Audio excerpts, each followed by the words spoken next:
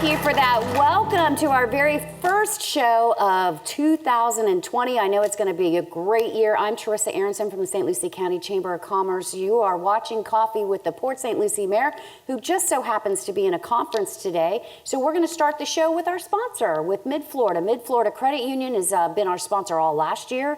You guys are back again this year, and we're super excited about that. And today we have, for the very first time on the show, Jonathan Abreu from MIDFLORIDA Credit Union. You're a newbie to having to stand up here with me, right? That is correct, yes. And what do you do at MIDFLORIDA? I am the Assistant Branch Manager at the Port St. Lucie West location. Okay, which is St. Lucie West? St. Lucie West, yes. Shrita's branch. Correct, yes. Very good. And how long have you been with the company? Been with the company 2 years this month, actually. Great.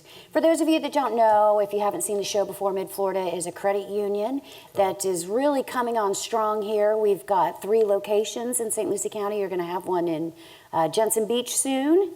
And it's a credit union started from teachers in Lakeland, Florida, right? That is correct. And slight correction, Jensen Beach, that's not something that's happening. We currently have one near Jensen Beach, I guess, on the US 1 location near Prima Vista. But we do have one coming to Stewart sometime. Stewart, that's where I got Jensen Beach and Stewart mixed up. Okay, should be mid to end of this year. Great. Now, when MIDFLORIDA comes on, and they've been on for a year with us, so we've learned a lot about them and how it started in a shoebox, and it's a great story. But we often talk about the difference between a credit union and a bank. So let's talk about that today. Okay. So the main differences between your commercial banks and a credit union, of course, will always come down to the customer service experience that you will encounter versus going to your commercial banks. Credit unions, we're a nonprofit. We're very member focused. So there's a lot that we do to give back to the community, to our members. We have a great deal of specials, whether it's on home equities, car rates. If you're looking for absolutely free accounts, we offer anything that they can offer you, only with a slight better touch. Okay, very good. So you're all very customer service oriented. Yes, ma'am.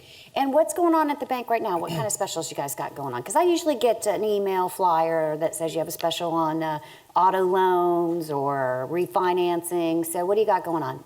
As of right now, there isn't anything new that we've pushed out just yet. The beginning of the year is usually when we go back, restructure, have new focus points, or at least discuss what they are. So right now, the current home equity loans or rates specials that we offer would be no closing costs. We do have special intro rates. So it just depends on what you're looking for. There's a lot of specials out there. Okay, and very good. And right now, we just got through the holidays, and I know you guys offer a Christmas club, but your Christmas club is a little bit different than most. You guys have an interest rate. Tell us a little bit about that. The holiday account that we have, it earns a 2% annual percentage yield. So the way that we structure that account is that you can deposit as much as you want into the account. You will earn that interest rate up to $4,000. But there is a $5 fee that kind of deters you from withdrawing directly from that account. So we assist you with making sure that that money's put away, not being touched, which is going to be for that end of the year shopping. Perfect. Well, thank you for being with us today. My pleasure. It was very nice to have you, Jonathan. It's great to I'm be here. sure you'll be back on the show sometime again this year. In the meantime, you can all visit him right out there in St. Lucie West, right in front of the Lowe's. Correct. Yeah. Directly next. All right, and a big thanks to MIDFLORIDA, my whole big MIDFLORIDA family. And we'll be right back, everybody.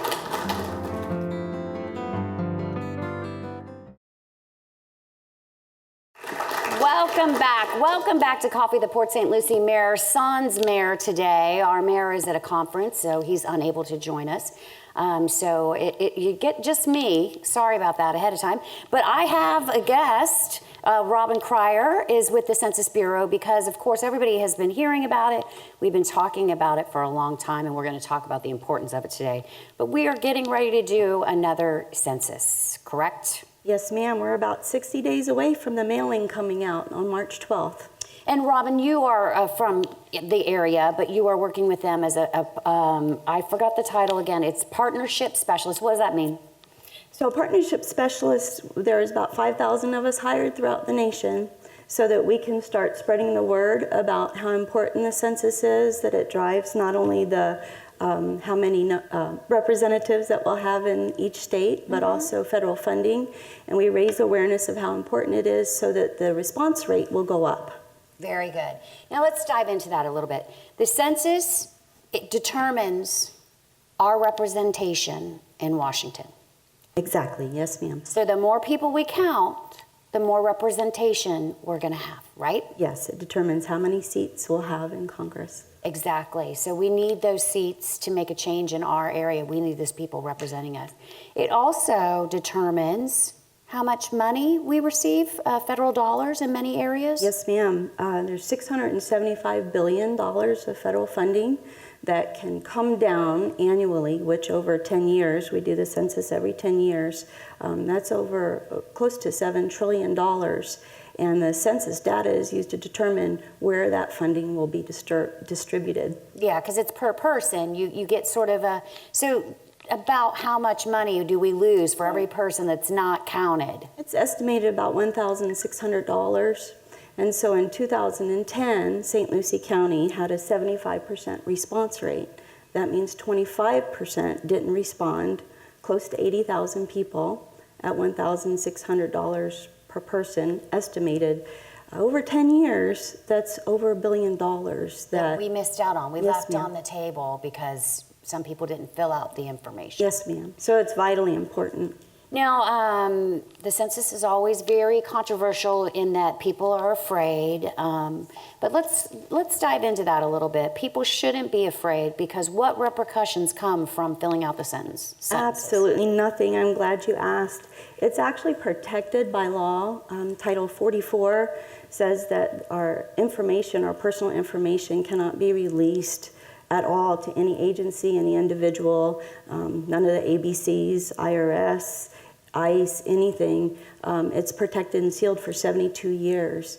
And then Title 13 also protects it. There are $250,000 fines to federal employees if we even accidentally were to release someone's, plus 5 years in prison. So it's very safe, it's very secure, and people need to know so that they're not afraid, because Right. it can only help, it can't harm in any way. No, it doesn't matter if your papers are in order or, none of that stuff matters. It's still very important if you want to receive aid in this area that you continue to fill out that census. Yes, ma'am, and not only that, but our planners use it to decide on evacuation routes and how much water bottles we might need if we run out of our electricity, and how many people we might need to evacuate. And so we really need everyone that's here, especially in 2010, 5% of children 5 and under weren't counted. And so we really need people to know to count even their infants that are here. Everyone. Yeah, everybody. Yes, ma'am. But I never really thought of the safety aspect of it before, so that's an important point to reiterate for our public, our viewers too, that it is safety concerns. We need to make sure we have enough resources. Yes, ma'am. To help all the people that are truly in our community. And I know sometimes people might also be afraid too, because there's a lot of scams nowadays. Yes. And so there are, if you go to 2020census.gov website, there are videos that show you what the documents will look like that will come in the mail, and if you end up being visited by an enumerator, what they look like, and that they'll have a badge and they'll have a device with a census logo on it so that people know that it's really legitimate. Well, I want to say that none of you will have to have anybody visit you if you fill out that paperwork when you get it in the mail, which is what I intend to do. I want to get it done. I want to get it over with. I want to get it back so you can move on, and I don't want to have you to force to send somebody out to my house, so I'm going to encourage everybody else to do that as well. Make sure when you get that paperwork, you check its legitimacy online, and you fill that out and get it sent back in. Yes, thank you. And it will be mailed out differently this time for the first time ever. Okay. Since 1790 we've been doing it, it's always been a paper form. This is the first time ever that it will be done online. People can also choose to do it over the phone, or they can request a paper version. The invitation card will be mailed out March 12th throughout the nation in stages, and then we want people to go ahead online right away and to begin. And because after that, for the addresses that haven't responded yet, we'll send a reminder 4 different times. And then after that, we will send people door to door, like you mentioned, to help you fill out your census, because it is in the Constitution. Yeah. It's our civic duty. Just to fill that out, that's Yes, ma'am. absolutely right. We are supposed to, as people sharing this space, it is our duty to fill that out. That's interesting. You can do it online, and I'm sure that this is the very first time you could do that, and I'm wondering how well that's going to help your response rate. I hope quite a bit. I hope it'll be very, very I think beneficial. we can encourage our business owners and local managers to encourage their employees as well. You know, make that available at work for some of the people if they can. Make a computer available for them to fill that out online. It's very, very important. I can't stress that enough. And I hope people really do understand that, the importance of it, and the fact that it is really very harmless. There's only good that can come from completing your census in its entirety, correct? Yes, ma'am. And it's only 10 questions, so Okay. it should only take about 10 minutes. I do need to also let you know that there is another survey. It's a survey, not the census, that we're releasing. Some people have already gotten it. That's the American Community Survey. It's about 25 pages long, very different than the decennial census. So we don't want people to be confused and think, oh, I just did it, so this thing that comes March 12th, I'm not going to do. They're totally different, and the decennial census is the one that drives the funding and the representation. This is the first time hearing of that myself. So there's 2. Yes, ma'am. Okay. We always, we don't just work once every 10 years. Okay. We're always working, and the American Community Survey is just one of the things that we're always gleaning information from our population, and it's a very important one too. So I encourage people not to skip that one just because it's so long, because we use the data. Okay. Can you tell us where your website is and where you can find the legitimacy of the paperwork that we get and all that kind of great stuff? Yes, absolutely. So it's 2020census.gov. And there will, when the invitation card comes, the 1-800 number will be there. We have, I believe it's 6 call centers throughout the state of Florida, 6,000 square feet with real humans there, with 12 different languages that people could also call in. They could check to see if an enumerator that comes to their door is actually a staff member. Okay. So there's ways that people can also check. And I want to reiterate, it's .gov. If you get anything in your email that's anything other than .gov, Yes, ma'am. then it's not going to be valid. Yes, Yeah, it's got to be .gov. Everything's .gov. yes. All right, very good. Well, thank you for being Thank with you us, so Robyn. much. This is very important, and we'll make sure once this starts, we'll get the links up on our website. We'll do a little email blast to all our members, encouraging them to offer this service to their employees. Wonderful. And if everyone could just spread the word to your neighbors and friends, and please do it as soon as it comes out. Okay, very good. Thank you. Thank you, Robyn. A big hand for Robyn Cryer. Make sure you fill out your census, everybody. We'll be right back.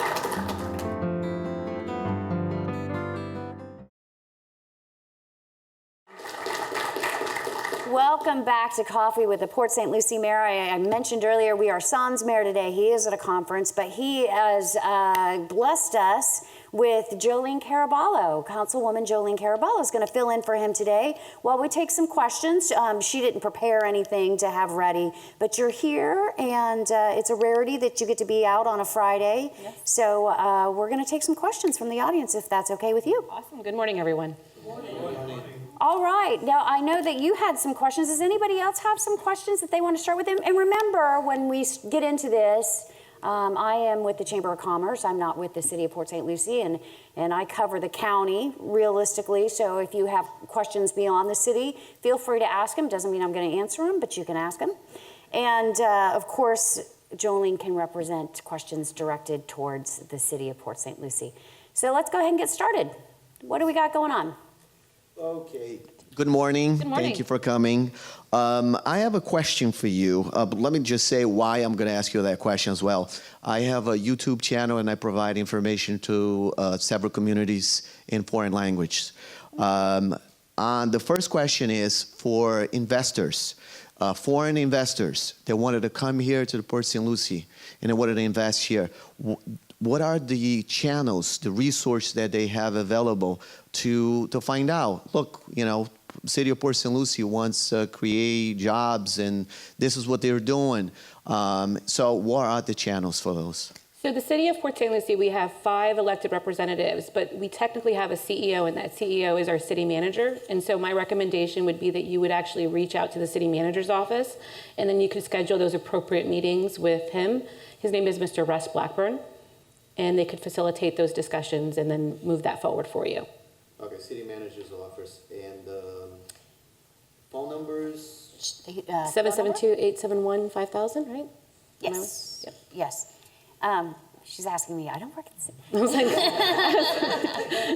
But I do know that. Also, I want to, the Chamber of Commerce is obviously going to be involved in economic development. We tend to handle the regulatory process of it, but you have on hand the Economic Development Council, which is a partnership between all the municipalities, jurisdictions in St. Lucie County. And an Economic Development Council, for those of you that are unaware of it, they help with having some anonymity when you come to town. If you're a big project, you can go through them and they can help guide you. Right. And also they have sectors. They have sectors they are targeting. And if you are in one of those sectors, they might be able to get you additional help. So I always recommend the Economic Development Council as well. And they will reach out to the city when necessitated. and also the city has a business navigator. His name is Elijah Wooten. And once you get through the city manager's office, then if those meetings are appropriate, he'll schedule them with him as well.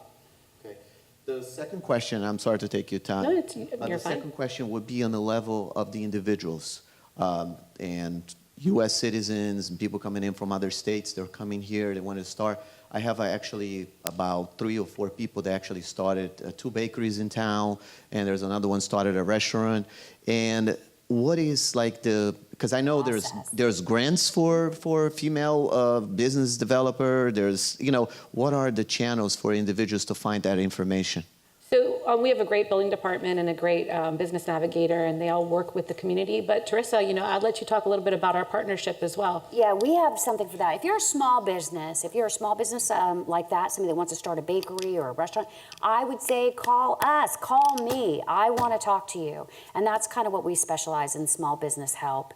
And the reason is because we're going to look at what is available for you as resources. We have an SBDC that can help with business plans and finance plans and marketing plans. We have SCORE that can kind of direct you on the first steps of what kind of business that you want to do. And then we at the Chamber of Commerce, once you identify some locations or possible locations, we can help narrow in on the perfect location for you. And that's the partnership that we have with the City of Port St. Lucie right now.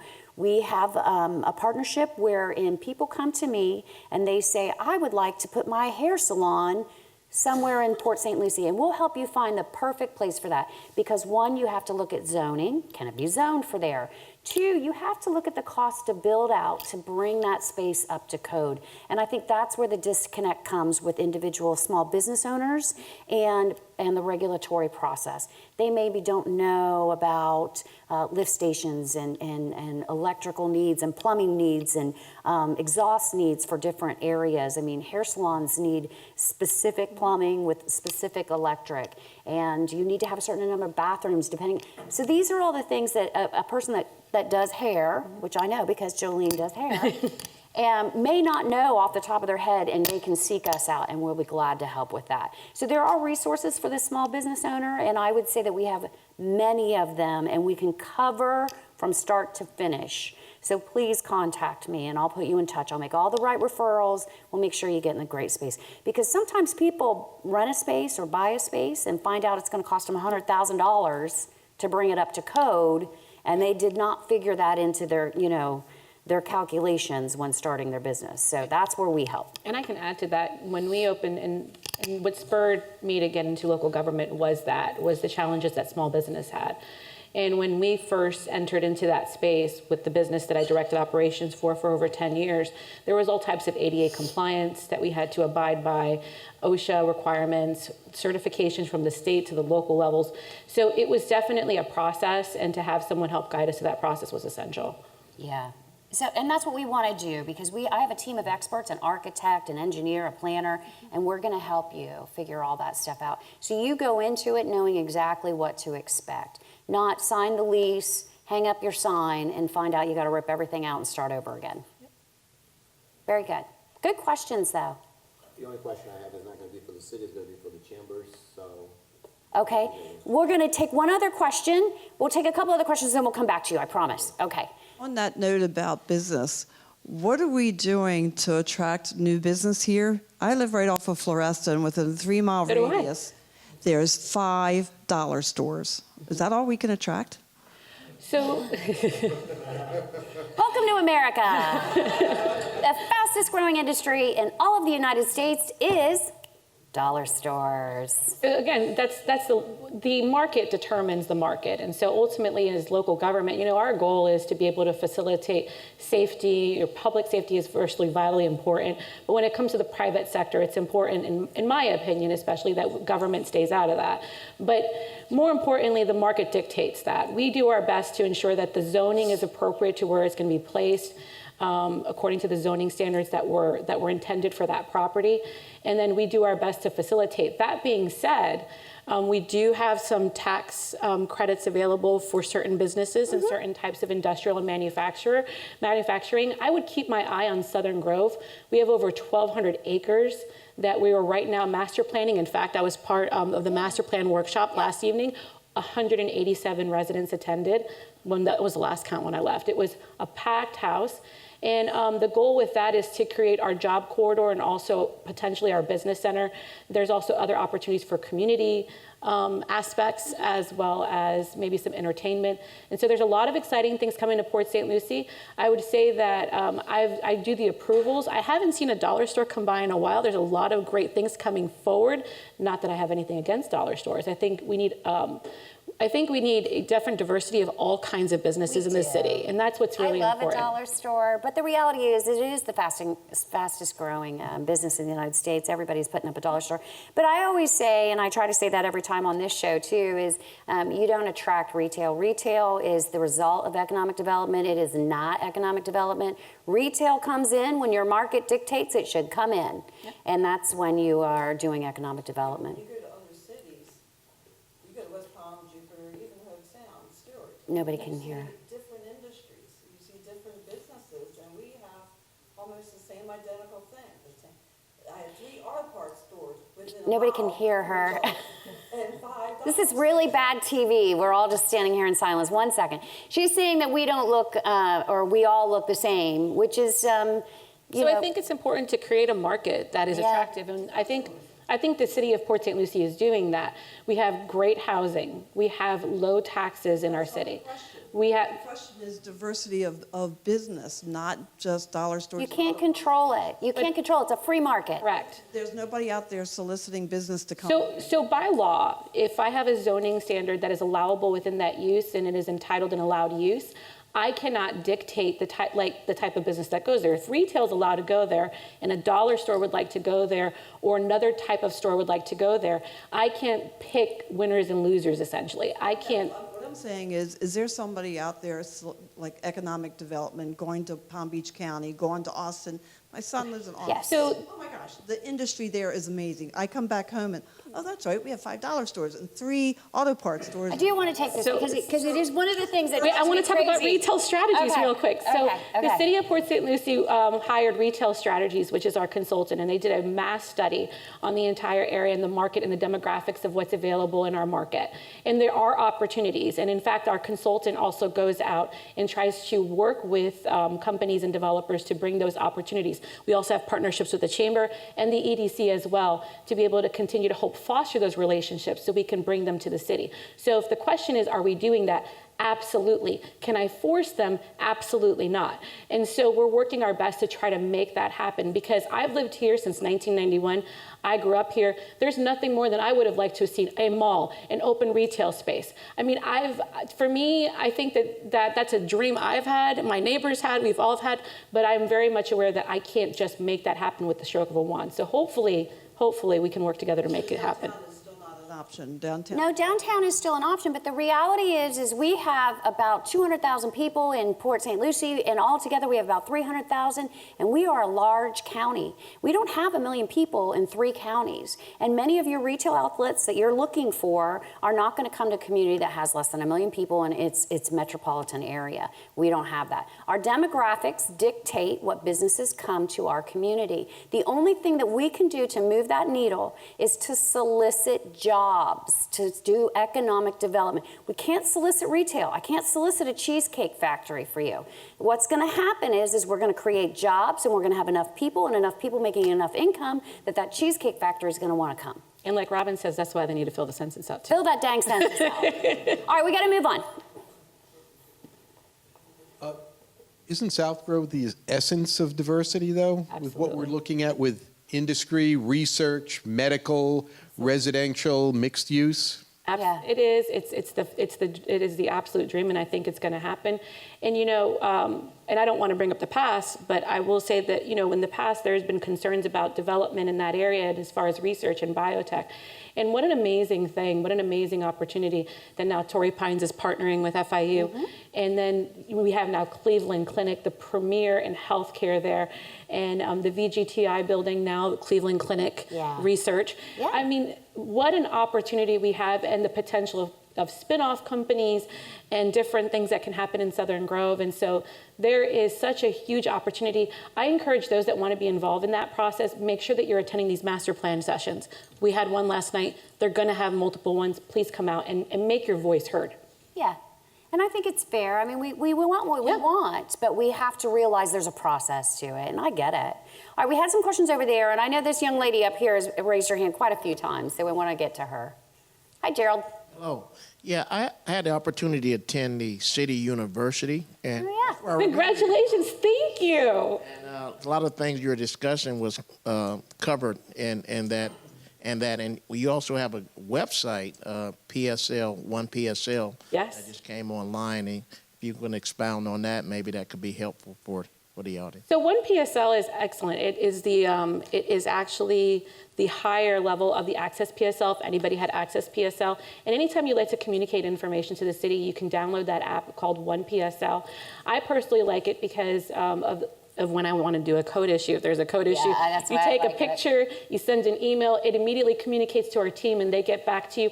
And it provides a higher level of customer service. And so no more are the days where you call City Hall and you have to get transferred to a department, to another department to be able to get a response. Every single employee will be able to take your concern right then and there, put it through the proper channels, and get you a proper response. So if you haven't downloaded it, please do download that app.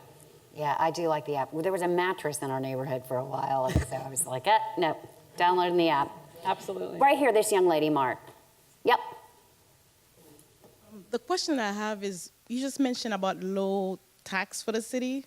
Is that for business or is that for homeowners?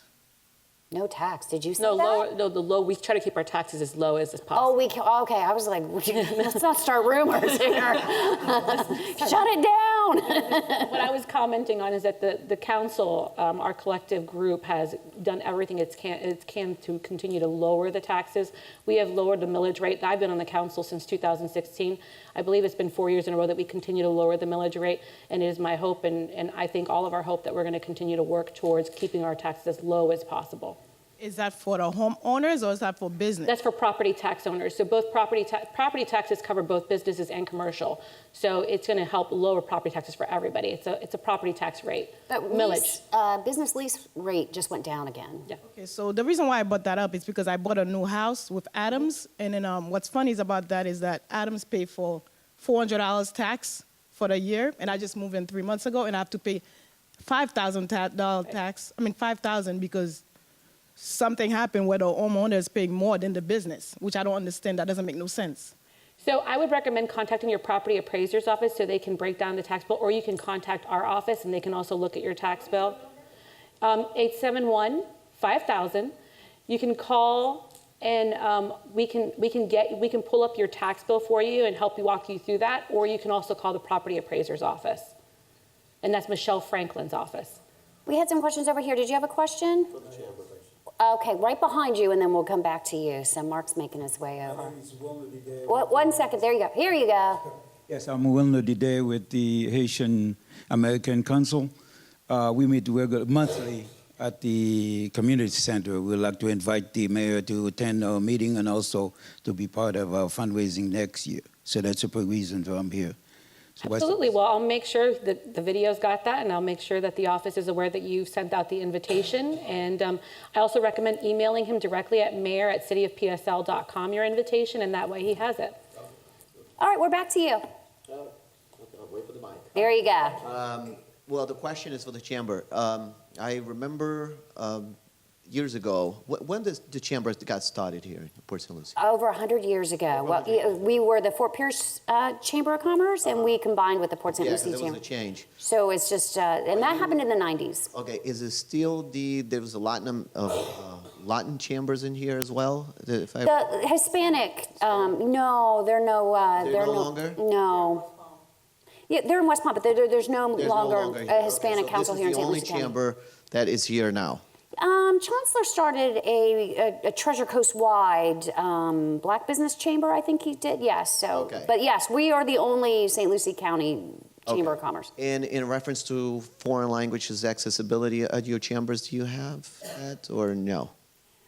We can help you with that if you need that, for sure. You know, we have resources but we're a staff of 4. Okay. Yeah, Right. we're a very small chamber. Okay. And in reference to meetings and networking, did you guys offer for the business that wanted to become a member, and as far as membership? He's asking all the right questions. I was going to say. I know. We have a very full calendar. We do 17 annual events, and we do about, Catherine's going to yell at me if I don't get it right, I want to say 8 networking events, probably monthly. We do 5 talk shows, 2 breakfasts, and a business after hours every single month that is open to the public.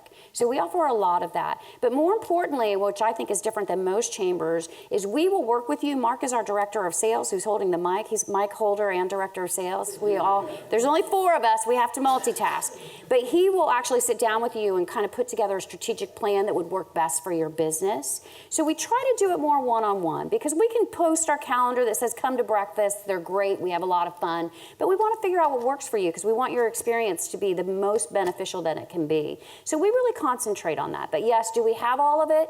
Absolutely. But we want to tailor it for you.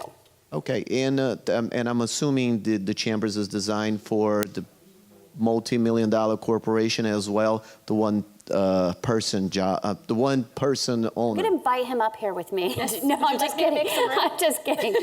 But no, it absolutely is, and I'm glad that you brought that up because a lot of people think, well, I don't need to network for my business. That's not what my business does. I'm not trying to do, business to consumer. But there's many reasons to be a part of your local chamber. It can be that I want to network. It can be that I like 2 free drinks when I go to an after hours on a Wednesday night. But it also can be because I believe in the regulatory advocacy that we do. You believe in the information that we're getting out on these talk shows. You believe in the way that we're trying to help small business get up and running and get through that regulatory process. We do a lot for a lot of people, and you can just join the chamber because you believe that we're doing good work, even if you don't want to network. So large corporations donate generously to us because they understand that we're here to provide resources to small businesses as well. All right. Thank you. You're welcome. Thank you. All right. Any other questions? Okay. Well, we got a lot today. But I feel like we're getting a lot of questions in, though, right, Sarah? Good morning. Good morning. Good morning. I'm Melody Hearn, and appointed as a Family Care Council co-chair for the Fort County area. Thank you. Our transportation, I know they've kicked off out in the Darwin, Gatlin area a new pilot program. Maybe we can address that and see what's coming in the year, if there's any news on that end. Just the free transportation? If you want to, go ahead and take it, Sarah. But yeah, the partnership with the county? For the Darwin, Gatlin area, it goes out to some areas in tradition. It's an on-demand call. So you can call and they'll send a minivan to your door and take you free rides during certain hours. And I've heard really great feedback from it so far. But the reason that area was picked, and Mariah at the county could talk far more in depth than I can in this, but from what she has told me, it was because they did a really in-depth analysis of the underserved needs of where their buses don't go, and the needs for that. So that's why that area was picked. But so if you live in that area, I encourage you to use it, because that is going to determine whether they expand it. So the use, if people are not using it, they're not going to expand it. And I've heard that the second area they're looking at is the Torino area. So if you live Torino Parkway, and so that could serve people who live in Torino and take them to St. Lucie West and all the shops and businesses, offices in St. Lucie West. So that's the second area that Mariah at the county has told me that they're looking at, but this pilot program has to be successful. So I really encourage it. It's free. There's an app. It's on City of PSL's website, all the information on it. So if you live in that area, Darwin, Savona, Gatlin, around the Starbucks, the Walmart, the Sam's out there, that's really the area they're targeting. If you live out there, I encourage you to, use it, try it out, save some gas, some of your own gas, and take it to Walmart and take it home, or take it to Sam's and try it. But they are looking, but it all depends on how successful the pilot program is. And what hours does that run? It's the hours that the buses run, and since I don't really do transportation, I can't tell you off the top of my head, but it is on our website. Okay. The city's website. It's daytime hours. I think it goes to 7, but don't hold me to that. And I think it does run Saturdays, but I'm not positive on that. Okay. And you can go to stlucieco.gov, or Mariah Deckel is at the county if you want to give her a call too. And I would just want to piggyback off of that. And if the ride share, it looks like that's the ride share program, right, that you're speaking about? They're calling it Direct Connect. Direct so Connect. It's something different, yeah. So for those that don't have that available, the public transportation of the bus service is still free this year, correct? Yes. And the public transportation system has different, like you said, different niche programs too that pick you up at your house if you need it. If you are elderly, eligible for it, there's ways you can get that. But this one is free, open to anyone if you live in that area. So, and I have heard some great feedback from residents who have been using it. Excellent. I just want to make sure that those people that know that if they aren't able to use this program, we do have transportation, we still have the which is regular a bus bus service system, that's which is absolutely free. Yeah. But it's kind of like the census. We won't keep it if nobody uses it. Absolutely. So use it. Good. Great question. Anybody else have any questions? I was going to ask about that. Well, we'll have you ask offline. Yeah. Sarah will be able to help you offline. Anybody else have any questions? Did I hear music? Were they playing us off? I think they were. Oh, okay. I don't think it was. It was supposed to be at the hook. I know. It's like we're at the Oscars. You're done talking now. All right. I didn't even get an award. I got nothing. I got coffee. I'm good. I know, that's right. Coffee's great. It is. That's courtesy of At Your Service Caterer. They do that for us every single month. So a big thank you to them, At Your Service Caterer, for providing coffee and pastries. I want to thank Mid-Florida Credit Union, as always. You know I love you guys. And partnership, and we thank you I was for just, partnership with the Credit Center. when is that unveiling? Do we have a date? I haven't gotten a date. There might be one out there, but I haven't gotten it. But we're talking about the date for the unveiling of the renaming of the Civic Center in honor of Mid-Florida. So we're excited about that. Civic Center. We'll keep everybody posted on that one. So big thank you to them, and thank you to Robyn Cryer from the Census Bureau for coming in and enlightening. And that's right. I promised her that I would talk about jobs. The Census Bureau, they need to hire people to help, get the census done. So please, 2020 census.gov, everything's .gov /jobs. And please go on there. And they're hiring like crazy. So if you know anybody, please. And I heard they're paying pretty good. .gov. Are you allowed to say? She's not allowed to say. Well, I've heard the rumor. But it's fantastic, I hear. So, yeah, we're starting that rumor right now. Yes. But please, go right ahead. It is temporary work. Absolutely. But yes, .gov /jobs, 2020 census. Okay, very good. Thank you to Gus and Sarah and everybody here. And a huge thank you to Jolien Caraballo, Councilwoman from District 4. Okay, I was going to get that wrong. For being with us, for filling in for the mayor today. We appreciate it. And the mayor will be back next month. Of course, he's at a conference. And thanks to all of you for coming in today. We really appreciate it. And with that, have a great day, everybody.